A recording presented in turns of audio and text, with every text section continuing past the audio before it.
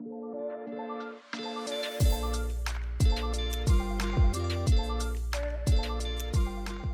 2025 का बिहार का जो इलेक्शन है, उसमें बिहार के जनता के लिए अभी अभी तक तो 2 मेजर ऑप्शंस हैं। एक तो है एनडीए, दूसरा है महागठबंधन। करेक्ट। बट अभी तीसरा ऑप्शन भी आ रहा है, जो कि है प्रशांत किशोर की पार्टी, जन स्वराज पार्टी।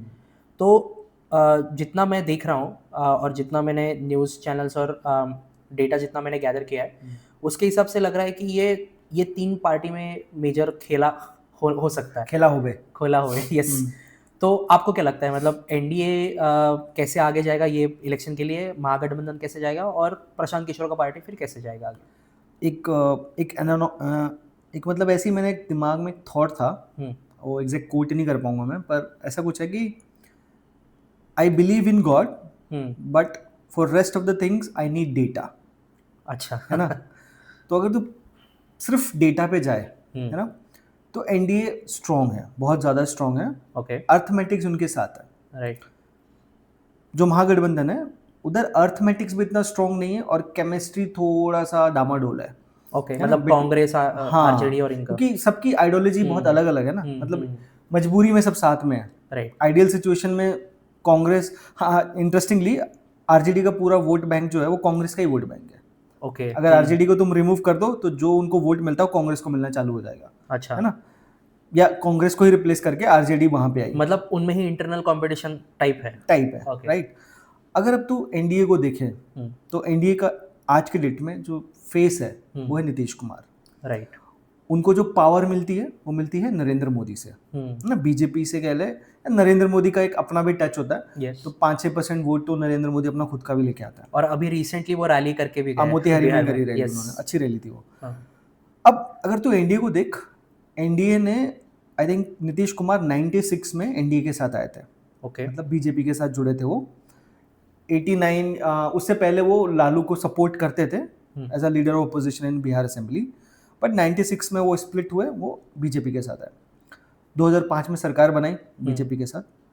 अब 2005 से जो उनकी सरकार चली है तो अच्छा काम किया उन्होंने इनिशियल ईयर्स में, जैसे कि गवर्नेंस के मुद्दे पे उन्होंने अच्छा काम किया, लॉ एंड ऑर्डर को बेहतर ऑब्वियसली किया, महिलाओं से एक कनेक्ट बिठाया उन्होंने। उनकी एक योजना थी बहुत ही, मतलब एक उसकी रिपोर्टिंग थी बहुत ही खूबसूरत रिपोर्टिंग, आई थिंक एनडीटीवी पे चली थी वो। ओके। जिसमें था कि विमेन, स्पेशली यंग गर्ल जो चाइल्ड थी, उनको स्कूल गोइंग जो या कॉलेज गोइंग लड़कियां थी, उनको साइकिल दिया था उन्होंने। अच्छा। मतलब उसने विमेन को बहुत कनेक्ट किया नीतीश कुमार से। और वो रिपोर्टिंग, अगर मेरे को याद है बहुत अच्छे से, मैंने वो शायद 2012 या 13 में देखी थी, एनडीटीवी पे ही थी वो। तो उसमें जो लड़कियां थी जिनके पास साइकिल थी, वो अपनी कहानियां बताते हैं तुम्हें कि किस तरह साइकिल ने उन्हें एक तरह से फ्रीडम दिया। वो अपने पिताजी के लिए खाना लेके जा सकती हैं खेत में। अच्छा। अगर स्कूल दूर है तो अब स्कूल छोड़ना नहीं पड़ता है, वो स्कूल जा सकती हैं। गांव में जाकर सब्जी लेके आ सकती हैं, अपने छोटे भाई को लेके हॉस्पिटल या स्कूल लेके जा सकती हैं। तो एक तरह से साइकिल ने एक फ्रीडम दिया, किस तरह से साइकिल फ्रीडम का पार्ट बन गया उनके लाइफ का। मतलब नीतीश कुमार ने उस टाइम वो ग्रास रूट लेवल पे एक काम चेंज किया, लाया। हाँ, एक चेंज लाया, स्पेशली विमेन के लाइफ के में, लिए, राइट। जिसने उनको एक बहुत सॉलिड वोट बैंक दे दिया, जिसका फायदा उनको 2010 में मिला। 2010 में एनडीए ने स्वीप कर दिया था, आई थिंक 200 से ज्यादा सीटें जीते थे वो। अच्छा। और लालू प्रसाद एक तरह से ऑलमोस्ट डेसिमेट हो गए थे, 20-22 सीटों से ज्यादा जीत नहीं पाया था 2010 में वो। तो इनिशियल ईयर्स में उन्होंने ये बहुत अच्छे काम किए थे। देन स्प्लिट हुआ obviously due to Narendra Modi, और उनको लगा कि बिहार का नेता मैं हूँ, मैं देश का नेता बन सकता हूँ, क्योंकि मुझे सबका वोट मिलता है, मुझे urban, rural, upper caste, middle class, lower class, then तुम्हारा जो मुस्लिम कम्युनिटी है, सबका वोट मैं ले सकता हूँ। तो बेसिकली वो चाहते थे कि बीजेपी या एनडीए उनको प्रोजेक्ट करे as a prime minister candidate. अच्छा। है ना? जो हुआ नहीं, नरेंद्र मोदी प्रोजेक्ट हो गए थे। राइट। तो नीतीश कुमार के कान, जैसे मैंने कहा ना कि उनके कान में कोई ऐसा बनाना लगता है कि आप बन सकते हैं चीफ प्राइम मिनिस्टर, तो वो उनकी महत्वाकांक्षा भारी पड़ी, उन्होंने एनडीए से स्प्लिट कर लिया। ओके। पहले तो अकेले ही रहे वो। जब इलेक्शन हुआ 2014 का, हम सबको पता है, बीजेपी ने स्वीप कर दिया। बिहार में आई थिंक वो 1 या 2 सीट ही जीत पाए थे लोकसभा में। फिर कुछ टाइम के लिए जीतन मांझी को उन्होंने चीफ मिनिस्टर बनाया था बिहार का। एंड देन 2015 में उन्होंने वापस चुनाव लड़ा विद महागठबंधन। महागठबंधन का कॉन्सेप्ट ही वो लेके आए। अब जब उन्होंने वो चुनाव लड़ा तो उसमें भी वो जीते, बहुत जबरदस्त तरीके से जीते थे। उसमें एक नारा चला था कि बिहार में बहार है, नीतीश कुमार है। ये स्लोगन इतना पावरफुल था और इतना लोकलाइज था कि वो पूरा सब कुछ सफा चट कर गए। वो बीजेपी का जो भी महत्वाकांक्षा थी एक तरह से वो भी था, और बीजेपी ने खुद का भी एक होता है ना ओन गोल मार लिया था। उस टाइम के अराउंड ही मोहन भागवत का एक बयान आ गया था कि रिजर्वेशन नहीं होना चाहिए, इस टाइप्स का, जिसको बिहार में प्रोजेक्ट करेगा कि बीजेपी तो रिजर्वेशन के खिलाफ है, ये आएगी तुम्हारा रिजर्वेशन उड़ा देगी। अच्छा, go back to my previous point, communism, yes, socialism, उसमें पहला क्या होता है? Anti merit, anti industrial, reservation. Right, reservation की बात छोड़ो, छेड़ दो तुम, हो गया तुम्हारा खेल खत्म। तो वो काम कर गया उनके पक्ष में और बीजेपी हार गई वो चुनाव। जब 2015 में वो जीत के आए तो एक उनको वोट मिला था फॉर द चेंज, है ना, एक होप का वोट मिला। अब उस टाइम से तो अब का उनका टाइम देखे तो वो इतने ज़्यादा बदलाव हुए बिहार के राजनीति में, कभी इधर कभी उधर। तो एक स्टेबल गवर्नमेंट होने के बावजूद गवर्नमेंट ने ठीक से काम नहीं किया, जो कि फैक्ट है। 2015 से 25 मतलब 10 साल का बहुत लंबा पीरियड है। राइट, जो बिहार ने ग्रोथ की थी या एक लेवल पे आने लगा था 2010 तक, अगर उसको ही वो कंटिन्यू रखते तो आज बिहार की पोजीशन और अच्छी हो सकती थी, बढ़िया हो सकती थी। पर ऑब्वियसली उन्होंने इस तरह के काम किए। अब जो उनके जो चाहने वाले हैं वो कहते हैं कि सही किया, क्योंकि पॉलिटिकल सर्वाइवल है। नीतीश कुमार को अगर तुम्हें पॉलिटिक्स में सर्वाइव कैसे करना है, अगर ये कला तुम्हें सीखनी है तो नीतीश कुमार से सीखो। अच्छा, no, appreciate him for this. क्योंकि 2015 से 25 के बीच में उन्होंने बहुत सारे मतलब स्विच किए महागठबंधन से एनडीए से वापस महागठबंधन। हाँ, और वो भी तब जब सेंटर में कितनी मजबूत सरकार थी।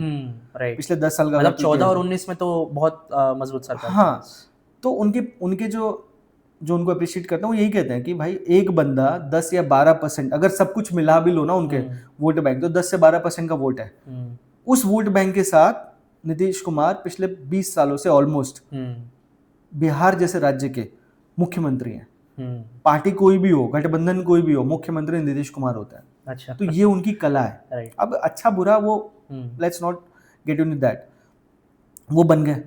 वो टाइम उनका निकला पूरा सेटलमेंट, रीअलाइनमेंट, आइडियोलॉजी। जब तुम एक अलायंस में तुम्हें काम करने का बहुत एक्सपीरियंस हो, तुम दूसरी तरफ जाओगे, दूसरे लोग मिलेंगे, वहां कैसे काम होगा। तो एक तरह से 2015 में उन्होंने आरजेडी को खड़ा कर दिया वापस, क्योंकि आरजेडी ने बहुत अच्छा परफॉर्मेंस किया था 2015 में। नीतीश कुमार से ज्यादा सीटें जीती थी आरजेडी। अच्छा, हाँ, और एक तरह से आरजेडी कहते हैं ना हिंदी में संजीवनी का काम, तो वो उन्होंने दे दिया। 2010 में आरजेडी खत्म हो गई थी। अगर नीतीश कुमार वही पाथ फॉलो करते तो शायद आज हम आरजेडी की बात ही नहीं कर रहे होते, है ना। उन्होंने आरजेडी खड़ा कर दिया। 2015 से 17 उनके साथ रहे, फिर स्विच किया बिकॉज ऑफ मतलब आरजेडी एक ऐसी, मतलब क्या बोलूँ मैं, ऐसी दमदार पार्टी कहले या ऐसे लोगों की पार्टी है ना कि अगर वो सरकार में है तो वो अपने रॉब से काम करेंगे, है ना, या एटलीस्ट रॉब तो दिखाएंगे। तो नीतीश कुमार उस टाइप की पर्सनैलिटी नहीं है। ही लुक, मतलब मुझे ऐसा लगता है कि काफ़ी इंटेलेक्चुअल इंसान है, इंट्रोवर्ट भी बहुत है। तो उसके लिए आरजेडी कभी भी एक सेफ बेट है ही नहीं, क्योंकि वहाँ उनके ऊपर कूदा जाएगा हमेशा। ये कर दो, फलाना को जेल से छुड़वाओ, ढिमका को ये करो, यहाँ से ये डॉक्टर से पैसा लो। ये जो पूरा एक गैंग है ना एक बिहार में, लूट का पूरा सिस्टम है जो आरजेडी के साथ चलता है, वो एक्टिवेट हो जाता है। उनको लगता है बस आ गया टाइम, आ गया पैसे कमाने का टाइम आ गया। तो वो उन्होंने एक्टिवेट कर लिया 2015 से 17 जब भी काम रहे। फिर ओबियसली जब प्रेशर बढ़ा उनके ऊपर, करप्शन के चार्जेस आने लगे, तो उन्होंने अलायंस फिर तोड़ा, वापस वो बीजेपी के साथ है। राइट, अब उस अलायंस को थोड़ा काम करने का मौका मिलता ही, तब तक नीतीश कुमार ने वापस अलायंस तोड़ लिया, वो वापस चले गए। अब वहां गए फिर वही चीजें, कास्ट पॉलिटिक्स, कास्ट सेंसस, पूरा जो उनका टाइम था सिर्फ इस चीज में चला गया कि 2024 में नरेंद्र मोदी को हराना है, और कास्ट ही एक ब्रह्मास्त्र है जिससे तुम मोदी को हरा सकते हो। क्योंकि अगर तुम्हें कंसोलिडेशन को तोड़ना है तो कास्ट उसका काम है ना। अगर नीतीश कुमार, नरेंद्र मोदी की एक आइडियोलॉजी है ना, हिंदू कंसोलिडेशन है इस टाइप की, अगर उसको तुम्हें तोड़ना है तो caste is the perfect weapon to do that, जो उन्होंने पूरा काम किया। वो काम ठीक से नहीं कर पाए, वापस इधर आ गए। तो मैं नीतीश कुमार के ऐसे मतलब जो उनका पूरा टेन्योर रहा है उसको ऐसे दो पार्ट्स में देखता हूँ। तो ये जो 2005 से लेके 25 तक जितने उन्होंने स्विचेस किए हैं, या फिर जितने मतलब ऐसा बोल सकते हैं कि दोनों जो मेन गठ है, महागठबंधन हो गया या फिर एनडीए हो गया, दोनों को उन्होंने कहीं ना कहीं सपोर्ट भी किया है और दोनों को कहीं ना कहीं धोखा भी दिया है।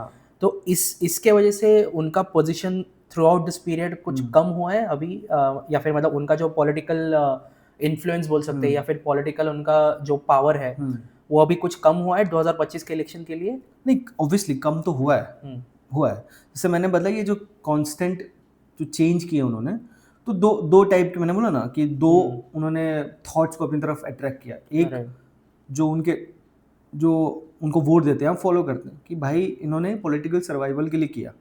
दूसरे लोग कहते हैं कि इनके वजह से ही बिहार अनस्टेबल है। अच्छा। है ना?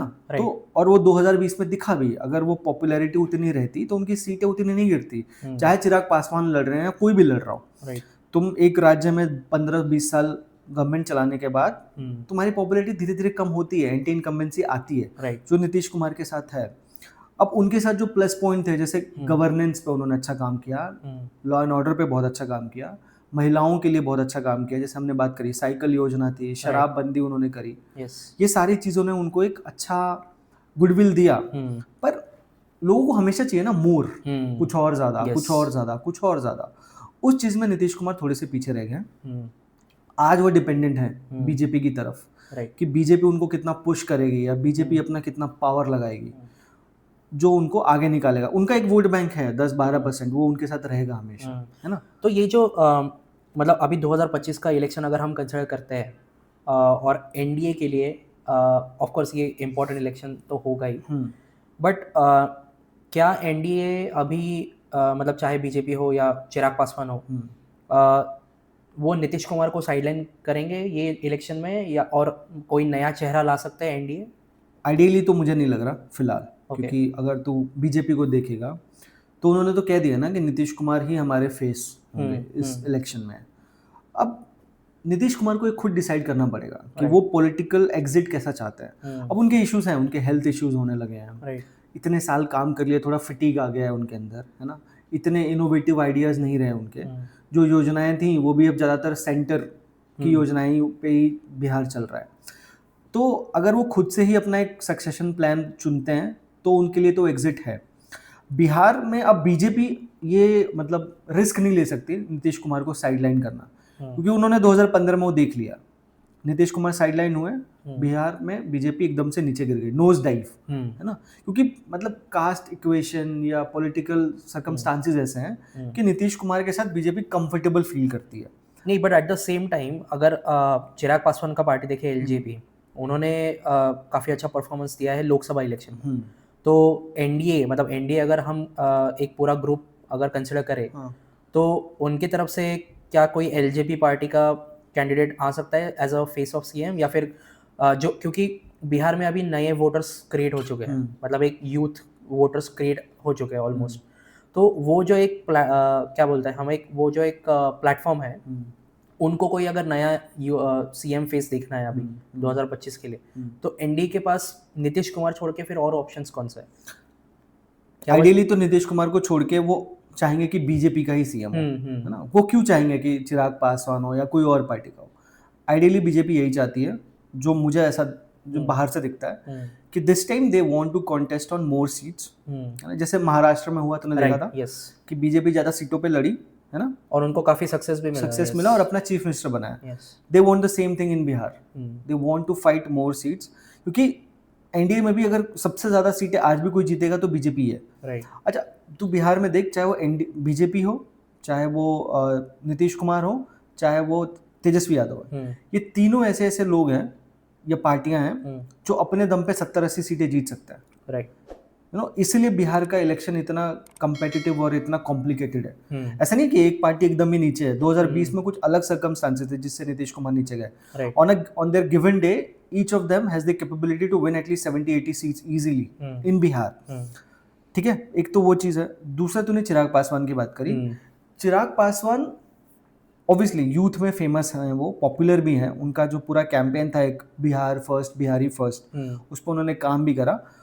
लेकिन मैं उनको एज अ सीएम आज नहीं देखता हूँ। मुझे अभी भी ये लगता है कि नीतीश कुमार बीजेपी के लिए सबसे सेफ बेट है, ऑप्शन है अभी इलेक्शन में जाने के लिए। इलेक्शन के रिजल्ट्स के बाद डिसाइड होगा कि कौन सीएम बनेगा। बीजेपी विल पुश कि उनका खुद का कोई चीफ मिनिस्टर हो, क्योंकि आज भी अगर तू कोई भी पॉलिटिकल पंडित जो बिहार पे काम कर रहा है उससे तू पूछेगा तो बिहार में BJP will be the leading party जिसको सबसे ज़्यादा सीटें मिलेंगी, okay. Followed by Nitish, tightly fight contest between Nitish and Tejashwi. तो इस तरह का ही इक्वेशन रहेगा। तो और चिराग पासवान के लिए है कि वो अब पिछले जो इलेक्शन था उसमें वो एनडीए के साथ नहीं थे। वो 5 सीटें अपनी लोकसभा की जीते, राइट, पर अब वो एनडीए के साथ हैं। तो इस बार का जो भी शीट शेयरिंग होगी बिटवीन एनडीए पार्टनर्स वो कैसी होगी, उसमें चिराग पासवान को क्या मिलेगा, राइट, है ना। आइडियली ही वुड वांट कि मैं 50-60 सीटें लड़ूं, पर वैसा होगा कि, क्योंकि बीजेपी तो खुद चाहती है 120 पे तो ये लोग लड़ते हैं, 117 या 120 ऐसे ही, है ना। दे वांट मोर, मतलब ऑलमोस्ट 50-50 शेयरिंग रहता है। हाँ, तो क्या इस बार भी वो 50-50 शेयरिंग होगा विद एनडीए? नहीं लगता। मुझे लगता है कि बीजेपी को ज़्यादा सीटें लड़नी चाहिए और वो उसकी डिमांड भी करेंगे अपने परफॉर्मेंस के ऊपर। तो ये डिसाइड करेगा बिहार में एनडीए का फेस कौन होगा। राइट। अब दूसरी तरफ तो महागठबंधन की तरफ जाओ। राइट। महागठबंधन का undisputed leader Tejashwi Yadav, right. yes। Last time जो उनकी सबसे बड़ी गलती थी, एक गलती वो जो बाबू वाला, बाबू yes। साहब के 10 लाख नौकरी वाला। नहीं, 10 लाख तो वो उनका पॉजिटिव था। हाँ, जो अच्छा। नेगेटिव था कि बाबू साहब के छाती पे रख के काम करेंगे। हाँ। एक वो, और दूसरा था उन्होंने कांग्रेस को 70 सीटें दी थी लड़ने के लिए, और कांग्रेस ने महा घटिया, एज यूजुअल कांग्रेस तो भाई कांग्रेस है, सबसे घटिया परफॉर्मेंस कांग्रेस ने किया, है ना। इस बार कांग्रेस को क्या उतनी सीटें वो देंगे क्या? वो अभी वो डिबेट का उनका टॉपिक हो सकता है। हाँ, yes। अभी कांग्रेस भी 2024 में अच्छा परफॉर्मेंस करके आई है ना। अब वो प्रोजेक्ट कर रहे थे ना, पप्पू यादव है, कन्हैया कुमार है, ये सब टाइप के लीडर है, तो ये कांग्रेस को एक आगे बढ़ाना चाहते हैं। तो कांग्रेस कितने सीटों पे लड़ेगी ये डिसाइड करेगा कि कांग्रेस का परफॉर्मेंस बिहार में कैसा होगा। मतलब आरजेडी के लिए यूथ फेस अगर देखा जाए तो तेजस्वी यादव है, Yes। But at the same time वो कन्हैया कुमार जो कांग्रेस उनको प्रोजेक्ट करने का कोशिश कर सकता है। हाँ, कर सकता है, लेकिन तेजस्वी करने देगा नहीं। राइट। देख, लालू प्रसाद किसी भी कीमत में चाहते हैं कि उनका बेटा बिहार का चीफ मिनिस्टर बने। वो तो उनको लीनियज रखना ही है, हाँ, हेरिटेज रखना है। अब जब भी तुम कन्हैया कुमार को आगे करोगे, है ना, तो कन्हैया के पास क्या प्लस पॉइंट है? बोलता अच्छा है, राइट। कुछ बोलेगा तो तुझे सुनने का मन करेगा, वेदर यू लाइक इट और नॉट, वो अलग चीज़ है, but he will attract crowds, है ना। तेजस्वी यादव को चैलेंज कर सकता है। क्या आरजेडी वो बर्दाश्त करेगी कन्हैया कुमार के रूप में? मुझे नहीं लगता। मतलब अगर उनको एक गठबंधन में रहना है तो ऑफ कोर्स वो उनको थोड़े कॉम्प्रोमाइजेस हाँ, तो करने और ही उसका पड़ेंगे। सबूत मिल गया ना। अभी तुमने देखा था वो एक रैली थी शायद, ये राहुल गांधी, तेजस्वी यादव, इन सब ने एक रैली करी थी। अच्छा। और वो एक ट्रक में थे और कन्हैया कुमार को ट्रक में चढ़ने नहीं दे रहे थे। बोला भाग यहाँ से, हट। मतलब बेसिकली उसको जगह दिखा दिया अभी। हाँ, जगह दिखा देगी, और वो एक इंडिकेशन है कि कन्हैया कुमार की जगह वही है, उसको इतना मिलेगा नहीं अपॉर्चुनिटी। पप्पू यादव थोड़ा यहाँ वहाँ हाथ पैर मारेंगे, वो ज़्यादा एक जिले के नेता हैं, वो उससे ज़्यादा कुछ है नहीं वो। और वो भी इस बार जीत गए, हर बार हारते हैं लोग, कभी कभी सेंटी होके अरे यार दे दो भाई, इतनी बार लड़ा है। तो इसलिए पप्पू यादव का बकलोल ज़्यादा इंसान है, वो काम करते हैं, पर कोई बहुत उनकी ऐसे लीडर नहीं है कि बिहार में इलेक्शन बदल सकते हो। अच्छा। तो ये महागठबंधन की लड़ाई होगी। अब इसमें कुछ छोटे छोटे प्लेयर्स भी हैं। ओके। AIMM है, हाँ। जीतन राम मांझी है ना। AIM तो ज़्यादातर वो जो सीमांचल का बिहार का एरिया है, जो मुस्लिम डोमिनेटेड एरिया है, अच्छा, वहाँ लड़ते हैं। लास्ट टाइम भी उन्होंने बहुत अच्छा फाइट किया था। आई थिंक मुस्लिम 17% पॉपुलेशन है ना बिहार। हाँ, बिहार में। तो पिछली बार तो उनको वोट मिले थे AIM को ना, 4 या 5 सीटें जीत भी गए थे। ओके। जो वन ऑफ द रीजन था इनके महागठबंधन के हारने का। अब इस बार का जो इलेक्शन है ना, वो ऐसा धीरे धीरे जब इलेक्शन बढ़ेगा तो देखना इसमें जो नैरेटिव सेट होने होगा ना, वो कैसा होगा कि डेमोक्रेसी को बचाना है, रिजर्वेशन को बचाना है, माइनॉरिटी को बचाना है ना। ये जब नैरेटिव हम जब डोमिनेट करेगा इलेक्शन को, तो दिखेगा कि पूरा एक वोट कंसोलिडेशन होगा आरजेडी की तरफ, जो लास्ट टाइम नहीं हुआ था। लास्ट टाइम आरजेडी ने ऐसा कैंपेन नहीं रन किया था, वो थोड़ा था फिर भी परफॉर्मेंस ओरिएंटेड कैंपेन था। 10 लाख की नौकरियां होंगी, मेजरली तो यही था, है ना। जैसे तुम नौकरी बात करते हो, परफॉर्मेंस इंक्लूड करते हो। इस बार वो एक फैक्टर रहेगा, लेकिन जो मेजर फैक्टर जैसे जैसे इलेक्शन बढ़ेगा ना, तो देखना कि ये सब चीज़ें हावी होंगी। अभी तो बिहार में जो इलेक्शन कमीशन ऑफ इंडिया है, वो वोटर जो लिस्ट है उसको रिवाइज कर रही है। ओके। उसमें जो बहुत लोग के नाम कटेंगे, जो डॉक्यूमेंट्स नहीं दे पाएंगे, या जो वहाँ नहीं रहते, या मूव आउट कर गए हैं। तो देख, अभी से ही जो आरजेडी है ये और कांग्रेस इसको मुद्दा बना रहे हैं कि आपकी नागरिकता छीन ली जाएगी, आपके हक छीन लिए जाएंगे, आपकी नौकरी छीन ली जाएगी, आपका रिजर्वेशन छीन लिया जाएगा। इसका कोई लेना देना नहीं है इस वोटिंग जो लिस्ट रिवीजन हो रहा है। मतलब सबने अपना अपना प्रोपेगेंडा ऑलरेडी चालू कर चुके हैं। और यही प्रोपोगेंडा आगे बढ़ेगा धीरे धीरे। जो आरजेडी या महागठबंधन का पूरा कैंपेन है ना, वो इस तरफ जाएगा, सर्वाइवल। और जैसे ही बात सर्वाइवल की आएगी, हम सबको पता है क्या होगा। और अभी तो 6 महीने बाकी है, तो अभी 6 महीने नहीं है, मतलब 3-4 महीने बाकी है। यस, पर उसका एक जो है ना जो बैटल लड़ी जाएगी, जो फील्ड, उसका एकदम मतलब एक सर्टेन इम्पैक्ट क्रिएट कर सकता है वो कर सकता है। और वो तैयारी हो चुकी है ना। आरजेडी की एक तैयारी हो चुकी है कि चुनाव को इस तरह बनाओ, है ना। बीजेपी और नीतीश कुमार की या चिराग पासवान की तैयारी है कि चुनाव को प्रोग्रेसिव चीज़ों पे लड़ो, है ना। मतलब एजेंडा ड्रिवन होगा इनका, एक लार्जर विजन होगा, उस तरफ दूसरा होगा। इसमें एक तीसरे प्लेयर एंट्री हो चुके हैं, जो कि हमारे प्रशांत किशोर साहब हैं।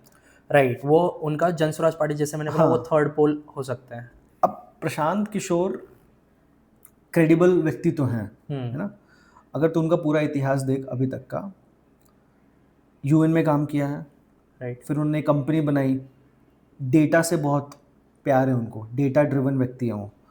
एक कोई नेता थे, उन्होंने बहुत ही फनी वे में कहा था कि प्रशांत किशोर जो है सिर्फ पावर पॉइंट प्रेजेंटेशन के नेता बन सकता है। अच्छा, ऐसा कुछ कहा था। तो वो उनके पास वो चीज़ है। उन्होंने ऑलमोस्ट, तू अगर इंडिया का पॉलिटिक्स में जो पार्टियों को देखेगा, तो ऑलमोस्ट हर टाइप की पार्टी के साथ उन्होंने काम किया है। बीट BJP, JDU, RJD, Congress, YSR Congress, DMK, Trinamool, I think Aam Aadmi party के साथ भी किया है, अखिलेश यादव, सबके साथ उन्होंने काम किया। तो उनके पास एक एक्सपीरियंस है ओके, पॉलिटिक्स को समझने का, या पॉलिटिक्स में ये छोटे छोटे नंबर्स कैसे काम करते हैं, ये वो जानते हैं। अब जब वो एंट्री ली उन्होंने, तो उन्होंने एक पद यात्रा करी थी मेरे ख्याल से 2022 से 2024 के बीच में। अराउंड 4000 किलोमीटर्स की उनकी यात्रा थी बिहार में, जिसमें उनका बिल्कुल मतलब जो विजन था वो यही था कि मैं हर गांव को कवर करना चाहता हूँ, मैं रूरल लीडरशिप को ऊपर उठाना चाहता हूँ। अच्छा, मैं कास्ट न्यूट्रल हूँ, मैं युवाओं के लिए काम करना चाहता हूँ, है ना। वही संविधान बचाना है, जो सोशलिज्म है, गांधीयन सोशलिज्म, अम्बेडकर सोशलिज्म, इस पे काम करना चाहता हूँ। क्लीन, बेसिकली क्लीन इमेज, जैसी कोई भी पार्टी आती है उसके यही 3-4 स्लोगन्स होते हैं। मतलब क्लीन लीडरशिप वो लाना चाहेंगे। हाँ, एजुकेशन, हेल्थ केयर, इंफ्रास्ट्रक्चर, जो हर एक नया पार्टी आता है वो यही बातें करता है। उन्होंने भी यही स्टार्ट किया, क्योंकि उनके 3 बेसिक मुद्दे हैं जो जितना मैंने रिसेंट पॉडकास्ट में उनको सुना है। पहला तो है उनका एजुकेशन, मतलब उनको एजुकेशन सबसे पहले तो बिहार का सुधारना है। दूसरा है उनका मतलब इंफ्रास्ट्रक्चर का उन्होंने इतना बात किया नहीं है उसमें, या फिर इंडस्ट्रियलाइजेशन का भी इतना कुछ बात किया नहीं है। बट दूसरा ये बात क्या है कि उनको जैसे ही वो एजुकेशन ठीक करेंगे पहले 5-10 साल में, मतलब he talks about 15 years long vision. मतलब जब भी वो कोई भी पॉडकास्ट या कहीं पे भी जाता है तो 15 साल का एक विजन लेके हमेशा जाते हैं। पहले 5 साल में 10 साल में एजुकेशन ठीक करेंगे, फिर उसके बाद नौकरियां लगाएंगे, एंड देन उसके बाद बाकी सारे जो सोशल इश्यूज है उसके ऊपर फिर वो काम करेंगे। ऐसा है। तूने पॉडकास्ट से बोला, तू अभी जितने भी इंडिया में जो भी लोग सोशल मीडिया पे हैं या जो पॉडकास्ट करते हैं या जो हमारे मतलब ट्रेडिशनल मीडिया है, हर जगह तेरे को सिर्फ प्रशांत किशोर दिखता है। yes. आज के डेट में मुझे नहीं दिखा कि नीतीश कुमार का कोई इंटरव्यू हुआ हो, या सम्राट चौधरी का कोई इंटरव्यू हुआ हो। रीसेंट की बात कर रहा हूँ। आई थिंक एक तरह से उनका ये कैंपेन ही चालू हो चुका है। कैंपेन चालू कर चुके हैं। वो होता है ना 100 मीटर की रेस जो है, उसमें वो सबसे पहले भाग चुके हैं अभी रेस, मतलब 10 मीटर ऑलरेडी आगे। हाँ, तो वो बहुत तेजी से भागना उन्होंने चालू कर दिया स्टार्टिंग में ही, है ना। और इलेक्शन उन्होंने शायद सोचा कि 100 मीटर का इलेक्शन 100 मीटर का नहीं होता, इलेक्शन इज अ मैराथन, है ना। आपको हर फेज में, अब बिहार का चुनाव जो होगा वो मल्टीपल फेज में होगा। इट्स नॉट कि एक दिन हुआ और सारे लोग जाके वोट डालने वाले, ऐसा होगा नहीं। पर चलो जो भी है, वो भाग चुके हैं अभी रेस में। हर जगह सिर्फ वही है। इस वक्त मीडिया का पूरा कवरेज जो है वो प्रशांत किशोर के पास है, राइट। और वो दिखाता है उस बंदे का कि पॉलिटिकल एक्यूमेन कितना स्ट्रांग है उसका। उसको पता है कि जैसे ही इलेक्शन आगे बढ़ेंगे, जब बड़ी मछलियां आएंगी, नरेंद्र मोदी, राहुल गांधी, तेजस्वी, नीतीश, जब ये अपना प्रचार चालू करेंगे, तो ऑब्वियसली प्रशांत किशोर को इतना मीडिया में जगह नहीं मिलेगा, है ना। ये लोग डोमिनेट करेंगे। उनको पता है कि इस वक्त उनके पास वो चांस है, और उस चांस का उन्होंने अच्छा यूज किया है। He is very good at making headlines. Headlines बहुत अच्छी बनाते हैं वो। बोलते बहुत अच्छा है, बहुत ही आर्टिकुलेटिव हैं वो, बोलेंगे तो कुछ सुनना चाहेगा तो मीडिया में वो आगे भागे और बेसिकली उन्होंने स्टार्ट कर दिया बैशिंग, तेजस्वी यादव को बैश, राहुल गांधी को बैश, मोदी को नहीं बोलते हैं वो क्योंकि मोदी का खुद का भी एक अलग और है एक बॉडी ऑफ वर्क है उसका, है ना, Yes. उनका है। पर भाजपाइयों को जो बिहार के खास करके उनको तो अच्छे से रगड़ देते हैं वो। अब जब वो पॉलिटिक्स में आए हैं तो जो मैंने बताया जिस इमेज के साथ या जिस प्रिंसिपल्स के साथ वो आए हैं, जब वो आज इन लोगों को उन चीज़ों पे बैश करते हैं ना, तो मुझे वो इलॉजिकल लगता है थोड़ा सा, मुझे फ्रस्ट्रेशन ज़्यादा लगती है वो। क्योंकि अब एक जगह मैं उनको सुन रहा था, वो बोलते हैं कि राहुल गांधी का, मतलब ऐसा ही एग्जैक्ट कोट नहीं कर पाऊंगा मैं, पर बोलते हैं इसी लाइन में बोलते हैं, लाइन्स पे बोलते हैं कि राहुल गांधी क्या जानते हैं बिहार के बारे में, वो एक दिन आके रुके हैं बिहार में, दिल्ली के लोग हैं। अब जब मैंने ये सुना उनको तो मुझे एक फीलिंग आई कि जो भी एक लोकल एक लीडर होता है ना, अगर उसके इलेक्शन का पहला मेन काम क्या होता है पता है, कि जो स्ट्रॉन्ग पार्टी है उसको दिखाओ कि वो बाहर की पार्टी है। अच्छा, है ना, बाहर बिहारी बनाम बाहरी, जो 2015 में वो कर चुके हैं, नीतीश वर्सेस मोदी गुजरात के, नीतीश कुमार बिहार के। अरे हम बिहारी हैं ना, बिहार को चलाने के लिए बिहारी ना चाहिए, हम ही हैं। ये एक नैरेटिव होता है हर इलेक्शन में। मतलब एक लोकल लीडर ज्यादा समझ पाता है और ज्यादा अच्छे से आपको सोल्यूशनाइज कर पाएगा। हाँ, मतलब और बिहार की जनता ये एक इमेज क्रिएट होता है। प्रशांत किशोर ये इमेज क्रिएट कर रहे हैं कि मैं हूँ, मैं बिहारी हूँ, मैं ही सब कुछ कर सकता हूँ, सब कुछ का सुधार मैं कर सकता हूँ, है ना।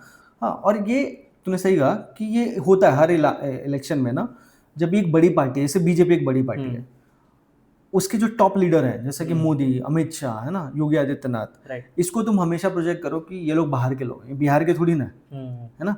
जबकि पिछले 10 सालों से वही लोग बिहार को सपोर्ट कर रहे हैं, सेंटर से सबसे ज्यादा ग्रांट वहीं से आता है।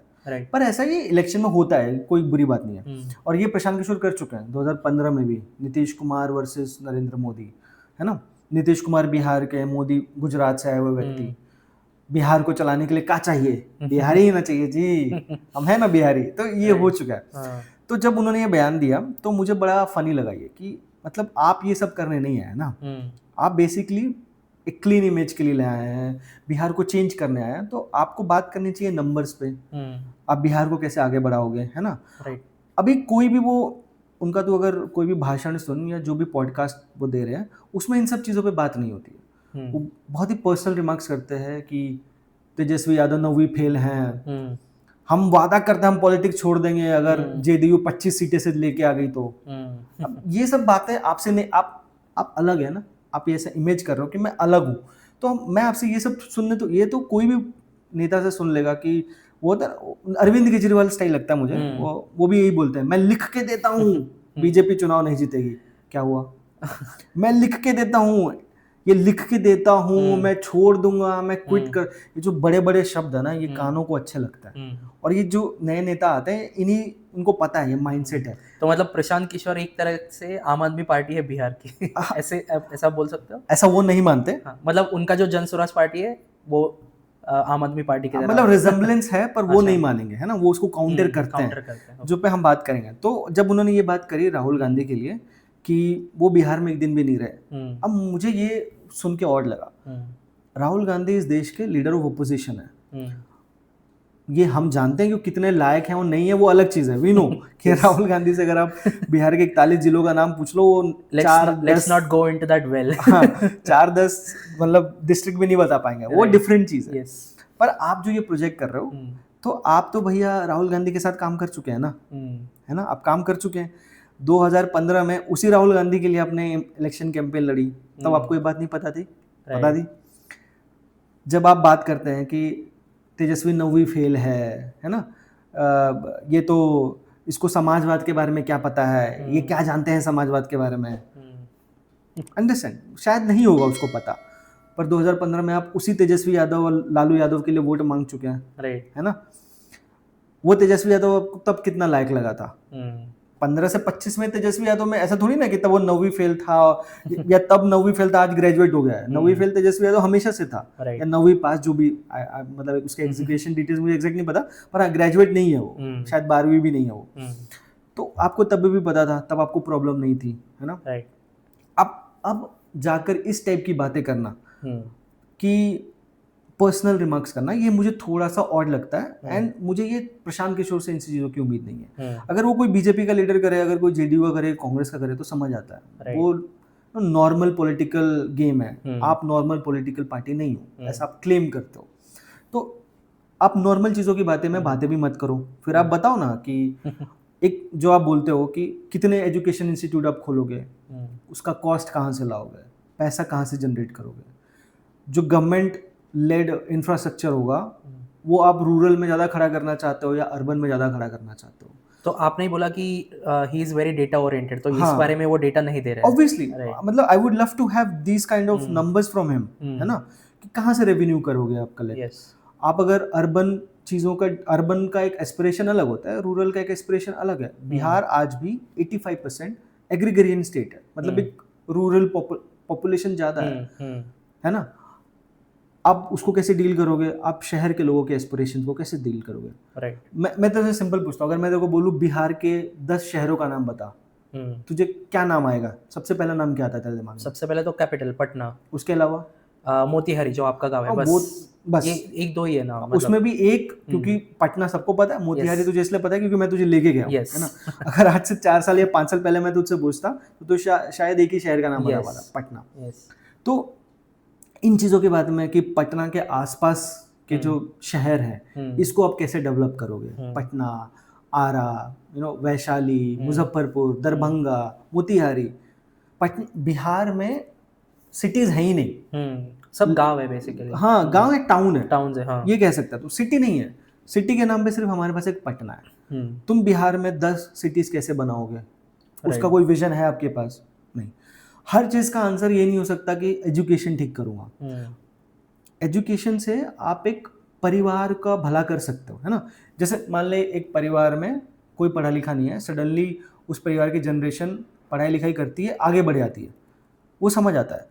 तुम एजुकेशन से पूरा का पूरा एक स्टेट नहीं बदल सकते हो सिर्फ एजुकेशन पे फोकस करके। You can't change the entire state. State बहुत कॉम्प्लेक्स है ना। अगर कोई बच्चा, बिहार का बच्चा पुणे या बैंगलोर में पढ़ने जाता है, वो किस लिए पढ़ने जाता है? सिर्फ इसलिए पढ़ने नहीं जाता है कि वहाँ स्कूल है या वहाँ कॉलेज है।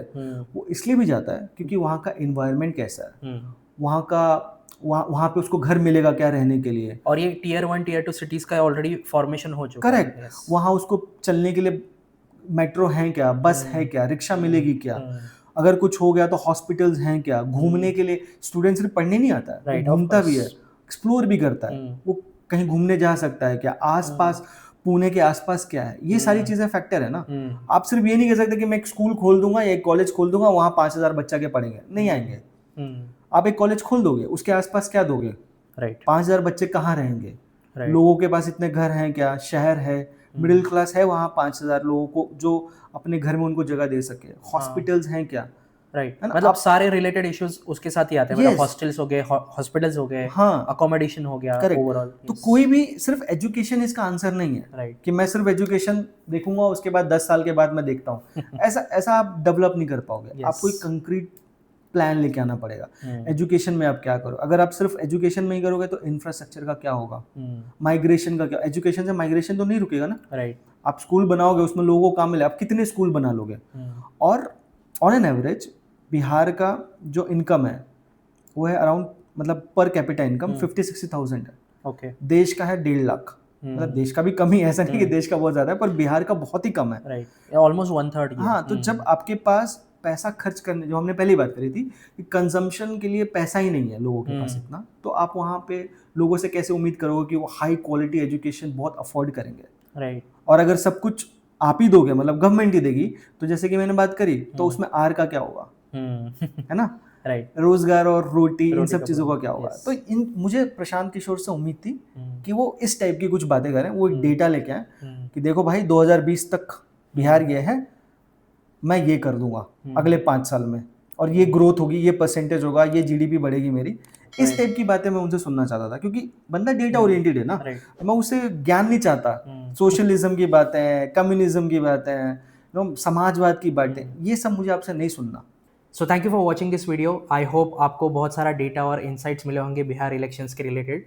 आपको क्या लगता है कौन बिहार इलेक्शन जीतेगा 2025 में? आप ज़रूर कमेंट करके बताइए। And don't forget to subscribe, don't forget to like our videos, and do share it with your friends and family.